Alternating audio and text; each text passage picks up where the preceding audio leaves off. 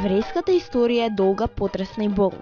Еврејскиот народ е мощно стар и низ историјата може да се следи од 20 век пред нашата ера, кога го среќаваме во рамките на Месопотамија, денешен Ирак.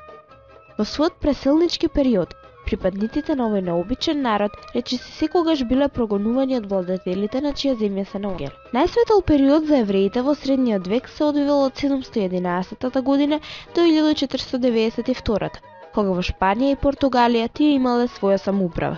Бегајќи од Шпанија, голем дел од евреите се населуваат на Балканот, каде најголем дел од територијата на денешните држави се наоѓа под османлиска власт, која ги прифатила евреите. Во рамките на Османлиското царство во Македонија, евреите во најголем дел се населиле во Скопје, Битола и Штип.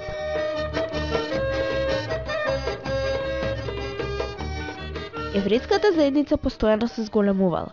Во 16 и 17 век тие имале силни еврејски општини со сите образовни, културни, стопански и хуманитарни институции.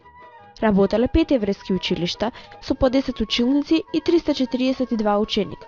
И во Скопје имало еврејска општина која им била најголема поддршка во тешкиот живот. Скопската еврејска општина се грижела и за евреите во местата каде што немале своји општини.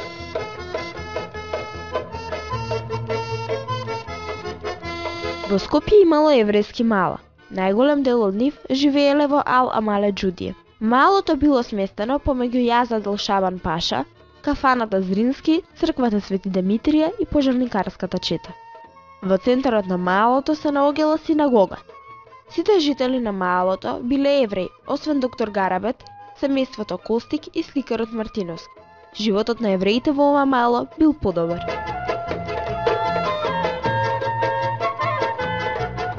Во Скопје имаше 2 синагоги.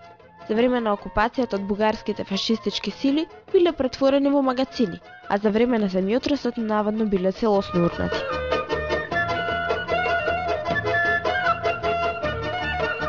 Во синагогите ги извршувале верските обреди за своите празници, како Пасха, Шавут, Рош Хашанах, Јом Кипур, Пурим, Ханука и други. Рош Хашанах за евреите е нова година, Јом Кипур е ден на помирувањето. Пасха е празник на кој се оживуваат спомените на ослободувањето. Шабат е најсветиот празник во јудеизмот и Шабат значи ден за одмор. Почнува во петок навечер, кога ќе се појават првите 3 звезди на небото и трае до сабота навечер, додека не се појават со појавувањето на првите 3 звезди на небото. За време на Шабат е забранета било каква физичка активност.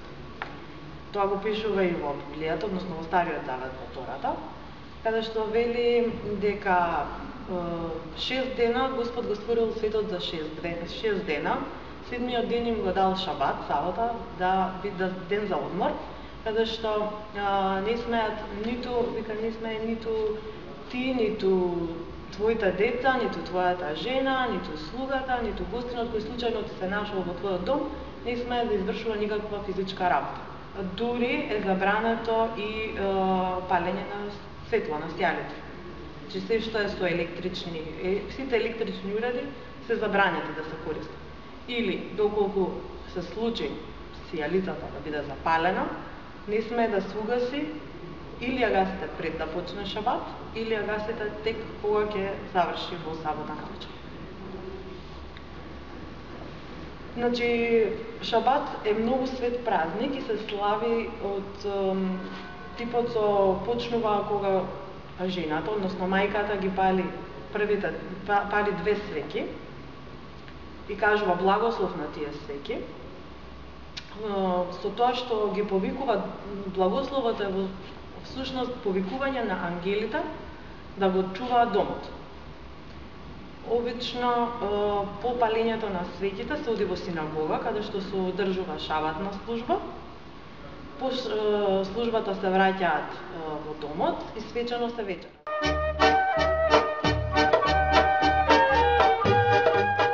Поради многобројните пописи од годините наназад, од кои дел биле наменети само за луѓето од еврејска припадност, постојат различни податоци за нивниот број пред депортацијата од страна на бугарските фашисти.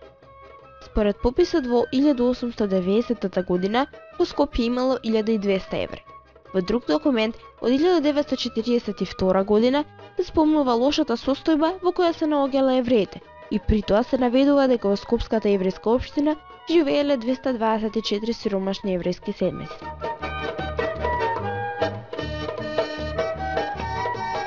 Пред депортацијата во 1942 година, бугарските министерства за полиција и за народно здравје со наредбата број 32 наредиле сите лица со еврејско потекло од 29 септември истата година да носат значка шестокрака звезда со жолта боја.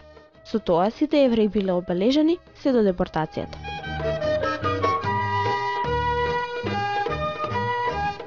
Одлуката за депортација на евреите од Македонија подпишана на 22 февруари 1943. Со оваа одлука се утврдени поредовните железнички станици за депортација на евреите. Од Скопје во нацистичкиот логор Треблинка се депортирани 5000 лица со 5 воза. За таа цел, во зградите на Скопскиот монопол фашистите организирале логор за евреите. Ноќта помеѓу 10 и 11 март 1943 година Скопје и другите градови беа блокирани, а еврејските населби обколени со војска и бугарска полиција. Рано наутро, на 11 март, почна насилното собирање на евреите. Болните, жените и децата насила ги креваа од креветите и ги носеа во логорите. При тоа и нивните домови се ограбуваа. Во државниот монопол биле сместени речиси сите евреи од Скопје и жени и деца и возраст. Меѓу нив имало неподвижни, болни, но и бремени жени, од кои 4 се породиле во монополот. Вкупно, во државниот монопол биле затворени 7215 евреи, подготвени за депортација во фашистичките логори на смрт. Со депортацијата, бидејќи 98% од еврејското население е уништено во Треблинка, останати се многу малца и тие малца основале реосновале еврејската заедница и е единствена во Република Македонија. Има 250-260 членови кои се активни на сите полиња. Сите ние, како членови на еврејската заедница, живееме нормално и убаво како и останатите граѓани на оваа наша земја. До сега во Македонија немало антисемитизам од страна на македонците, така што ние не можеме да кажеме дека чувствуваме некој вид на антисемитизам или воопшто некоја омраза кон нас. Евреите во Македонија денеска ги остваруваат сите права како и другите граѓани, а се обединети во рамките на еврејската заедница. Верските потреби ги извршуваат во оваа синагога. Денеска во Македонија имаме само една синагога.